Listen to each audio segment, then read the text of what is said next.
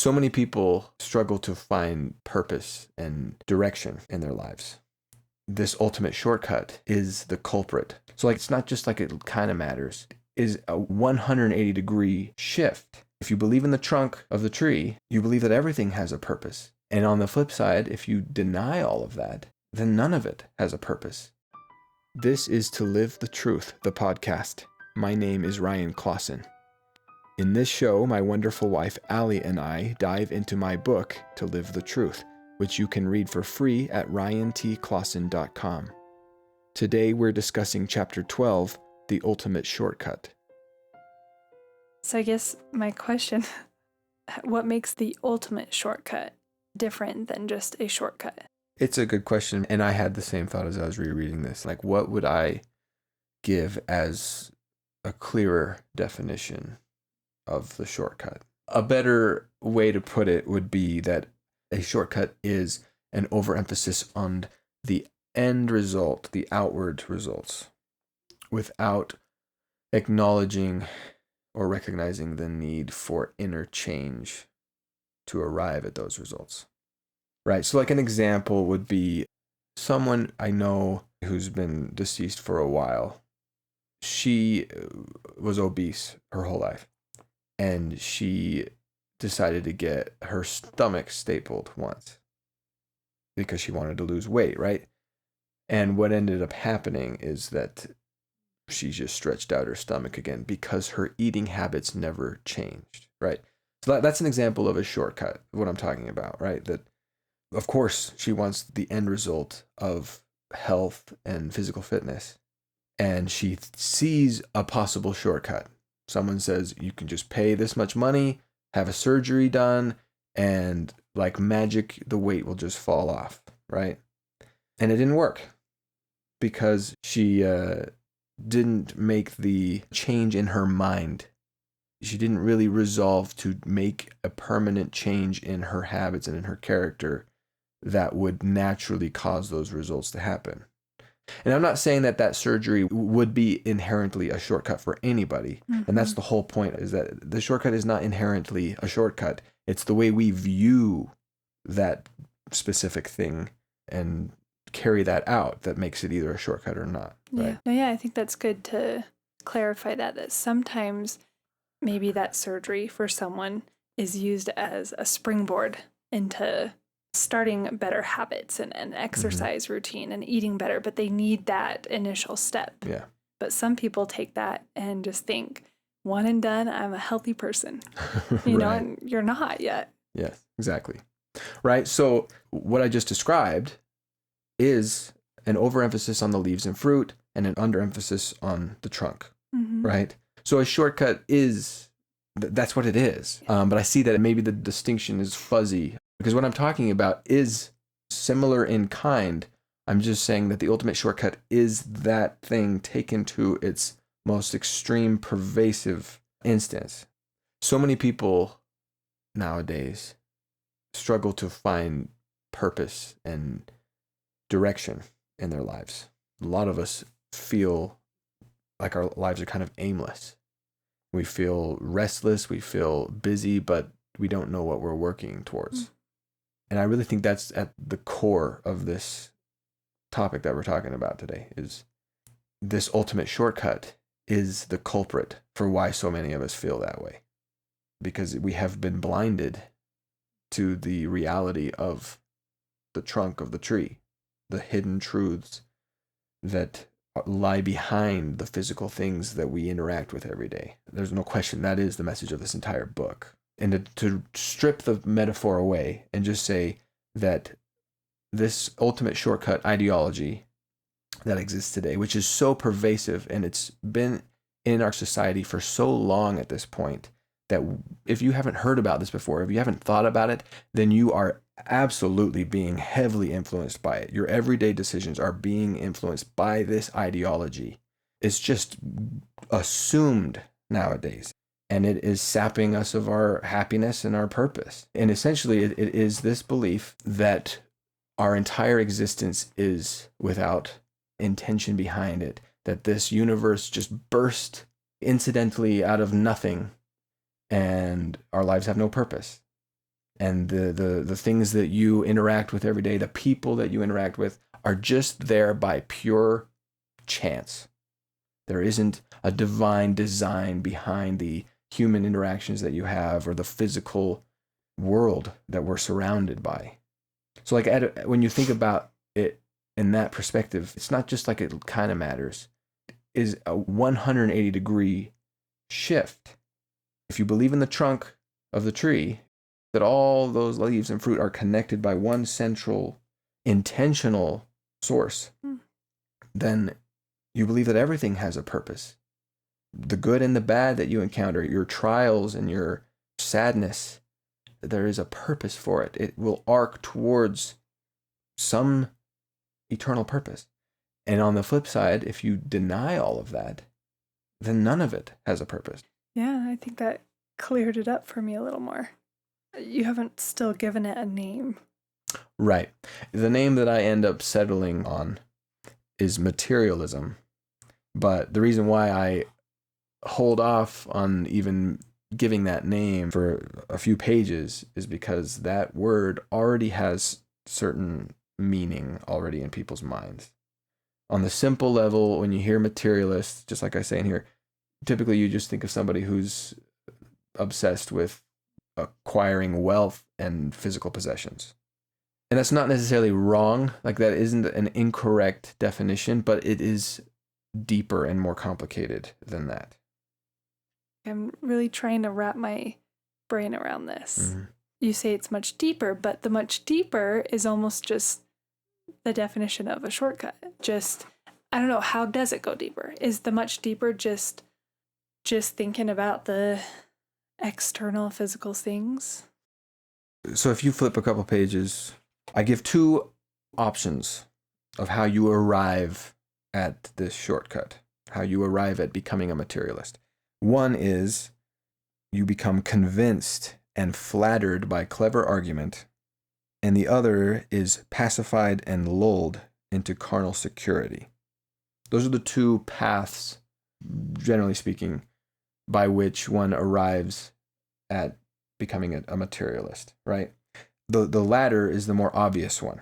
Because we hold such high priority over money and material security, we're all just chasing a secure job that provides us the luxuries and comforts that we're always after, right?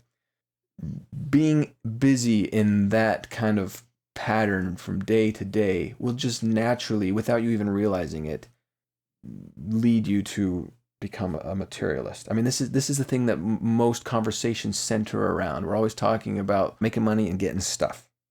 And so being immersed in that environment will just naturally cause you to be a materialist if you're not aware of that lull. That's the simple example, and it's the widespread, most common version of materialism that most likely you're going to encounter on a daily basis, right? The second type is the one convinced and flattered by clever argument. And by the way, I'm referencing 2 Nephi 28. And what I'm saying here is that there is a separate intellectual kind of materialism, which is a deliberate, almost a kind of identity. Someone who claims to be a philosophical materialist is a person who legitimately, intentionally has arrived at the conclusion that there is nothing behind the material world. They actually articulate the belief that there is no God, that there are no morals, that there is no hidden truth. What right? you see is what you get. So that's why I say it's more complicated. But I think it's important to recognize that though, yes, 90% of the materialists you'll encounter in your life don't think about materialism and haven't put deep thought into it, they are in the same camp as the 10% who have arrived at these conclusions. You see what I'm saying? Yeah, no, that's really cool. I feel like that 10% materialism sounds so, like, almost ridiculous or crazy, but the 90% are living the same way as that 10%. They're doing the same things, loving the same things, having the same habits. So that's what's crazy, that we all may be living like these people who we may think are really like extreme. We're actually living the same way or caring about the same things and trusting the same things. Yes. And it's largely because that is just the assumed reality that we never question or haven't even become. It is the cave that has been built for us, that all of us alive were born into, right? So yes, you look around and most of us remain chained in this cave, and our parents and our grandparents were also born into this cave, and they look around and they believe that that's their reality. You see what I'm saying? Yeah. And I also think it's just the natural man. Yes.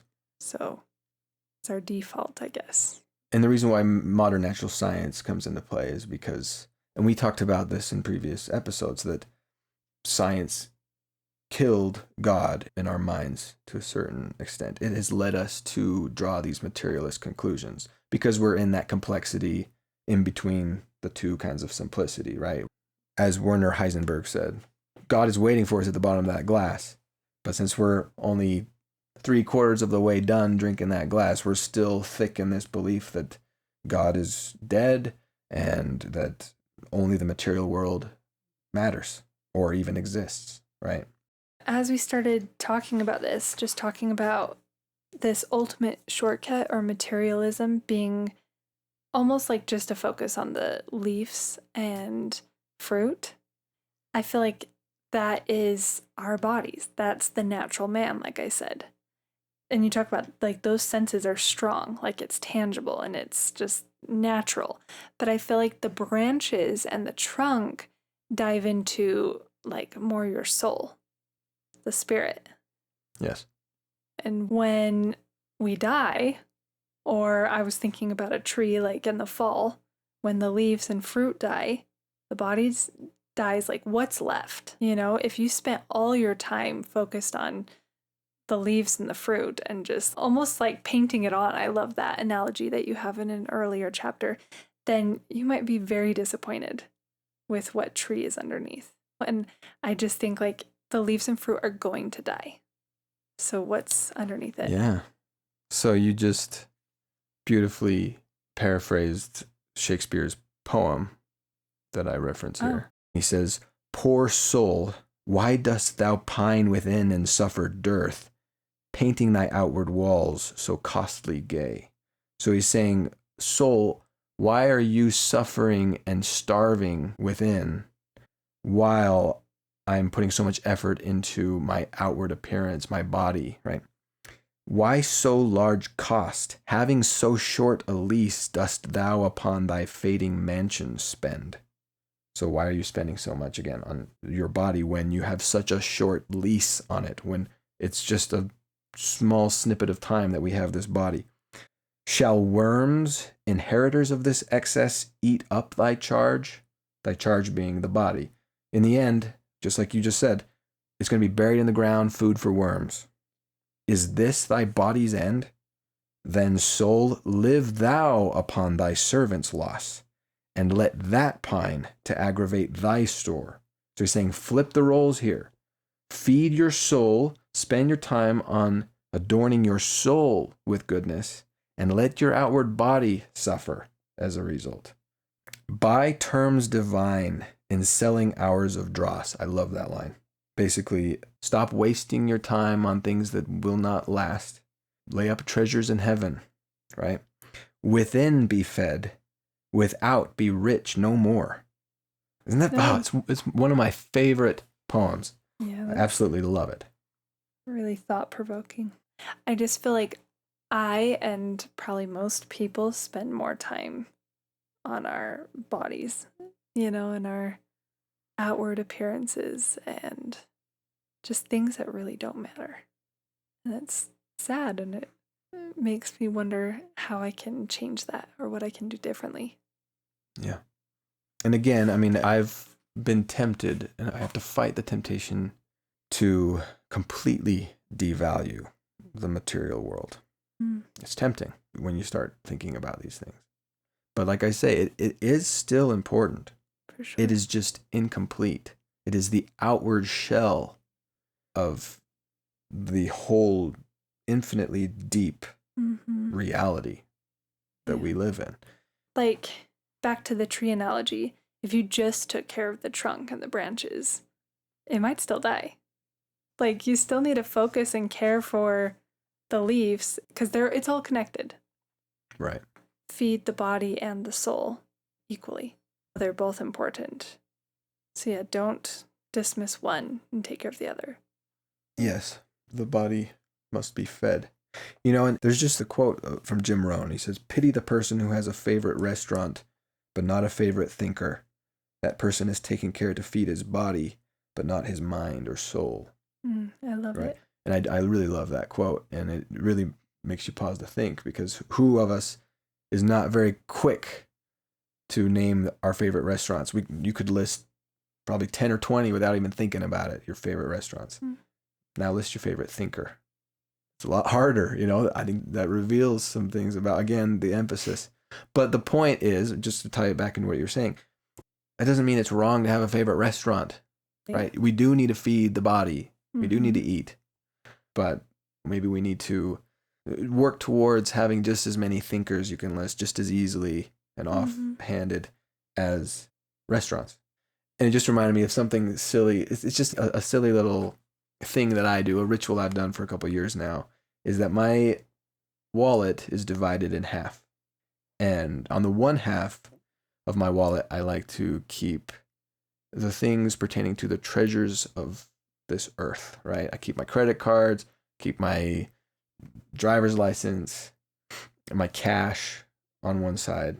And on the other side, I have things that I believe pertain more to treasures in heaven, right? Just things regarding spiritual matters and intellectual things. So like my library card, my temple recommend, passes to museums. And the goal in my mind is to reach into that half just as much, if not more, as the other half of my wallet. That's kind of the goal that I have in my mind. You probably reach into it more. I hope I do. I don't keep tally on it. Yeah. But I don't know, having divided my wallet like that, I feel like has helped me to like at least be intentional about it and think about it. Obviously it's just an application in my mind. No, it's fun. It's kind of fun. I like it. Anyway, as you mentioned, the place of the trunk will be occupied in your life, whether you want to or not, whether you recognize it or not. I've heard several thinkers in modern times say things to this effect, right? That you must believe in something, exercise faith in something, you must worship something. Human beings are made to worship something. So the question is, what is it? And, you know, I just finished this book by Charlie Kirk. I really liked one thought that he had was, if you want to know what you worship, pay attention to what you sacrifice for. When you give something up in order for something else, that's a strong indicator of what is taking that role of trunk in your life. That's a good way to look at it, because when you just ask, what do you worship? The answer could be completely different. Then what are you actually sacrificing for? I like the quote that you have on page 179. You say, "Materialism promises life and abundance. It promises security, safety, peace, and comfort to those who trust in it and fear and tremble before it. But that promise is a lie." And so back to all of us who are materialistic or practice materialism, we need to remember that it may look like something that's bringing success and joy and peace and comfort into our lives, but it's not really now, and it definitely, like, it's not lasting. Like, if we want to experience true joy and true security and comfort and peace, then we need to make sure that Christ is occupying our trunk, that space. When we center our lives around something, it is because, whether we consciously or not acknowledge or believe, that thing is capable of providing us with life, with security, with happiness, right? We trust that thing. Of course we do. You wouldn't sacrifice for something that you think is empty and worthless. Mm-hmm. And that's why materialism promises security and promises so convincingly that so many of us fall for it and place our trust in it. But it is a lie.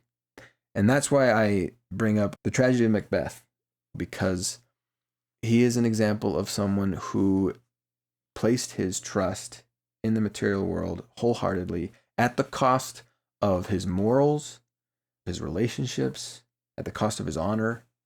He believed that the pursuit of material security was the highest aim, and it led him to commit multiple murders, to be deceitful, tyrannical, and yet it only led to greater insecurity and fear and guilt. And in the end, it led to his ruin. And just like you say, in the end, he is worm food.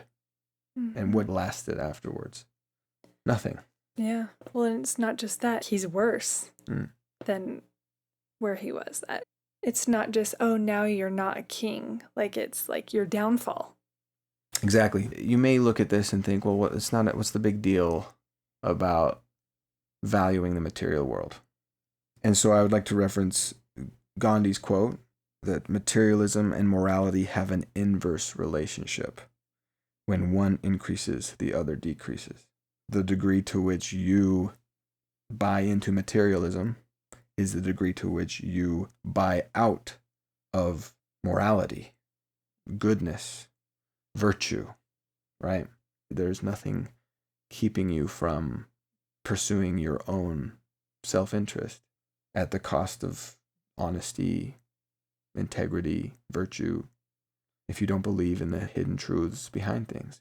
Christ says, no man can serve two masters. You cannot serve God and mammon. I also mention certain experiences that I think we all have had. Who hasn't occasionally felt tempted to fudge on their values at the prospect of an increase in riches, esteem, or status? Even, the simplest example of just being in a peer pressure situation. I remember as a kid at school once, a girl who I thought was pretty and popular made direct mention to my religion in a kind of deriding, like, oh, you're just an innocent, sheltered kid. And I felt strongly tempted to just kind of denounce my beliefs in that moment in order to get on this popular pretty girl's good side, right? That's a simple, innocent example. Macbeth being the most extreme example on the other side. Who hasn't felt stabbed in the back at one time or another by a coworker, or business associate, employer, or employee? In the workplace, often morals get blurred. It's interesting that we view that desire for power and money and security as just as important. Like, you may find yourself saying, like, I need to feed my family. It's just interesting that can be just as important as your morals and the standing of your soul. Who hasn't watched a close relationship be snuffed out by a tense dispute over material matters? I can think of several people I know who have had messy experiences, especially surrounding inheritances. When some family member has passed away and people get surly about just the inheritance being distributed fairly or them getting their fair share of it. It's a real thing. And again, it causes me to question, where are our priorities? What are we trusting in that scenario? But again, we've kind of arrived back at money, but we're talking about material things, and money is the easy, logical conclusion that you land at. Right. And that's why that's the simplified, obvious definition of materialism. But it's important to remember that it is rooted in a much deeper and stronger assumption, which is not just that money is everything. It's that there is nothing but material things. Mm-hmm. Just to give other applications besides money, how else could this be shown? This materialism, this ultimate shortcut. Dorian Gray, the picture of Dorian Gray. by Oscar Wilde. That's where the phrase worship of the senses comes from that I put in there. So Dorian Gray just lives for the senses. He's always going into brothels and engaging in all kinds of sexual atrocities. He is partying all the time, spending his time in worthless, sensually pleasurable experiences. Yeah, feeding the natural man or Exactly. your appetites. Just like all things that are just physical, and it ends there. Like, so appeasing your appetites, there's no moral or God or anything behind it. It's just like, what do I do to satisfy my body, me? And once again, that very easily leads to the pursuit of riches. For sure. Because how do you go to the nice restaurants every night? And how do you keep up your appearances? Or even to like just to get people to like you, you know, or yeah. And then usually fame, power, that all comes with money. And that's like a driving force. Yeah. So to wrap it all up, in the next section of this chapter, which we'll talk about next week, we talk about a parable that Jesus gave about how materialism is a state in which the word, the seed, is choked in our hearts by the cares of this world and the deceitfulness of riches and the lusts of other things entering in. So it will kind of explore specific examples of things in our modern lives that contribute to us falling for this ultimate shortcut. And we'll talk about some things that we can do to reduce or maybe even eliminate those forces working against us, and kind of unlocking a more effortless path to retaining the importance of the non-material world in our minds. Awesome. Thank you for listening. If you have any questions or comments, please leave them in the comments section. We may address them in a future episode. Also, please consider rating, reviewing, and subscribing to the podcast. It really helps others find us. Finally, I wish you peace and success, and I look forward to chatting again.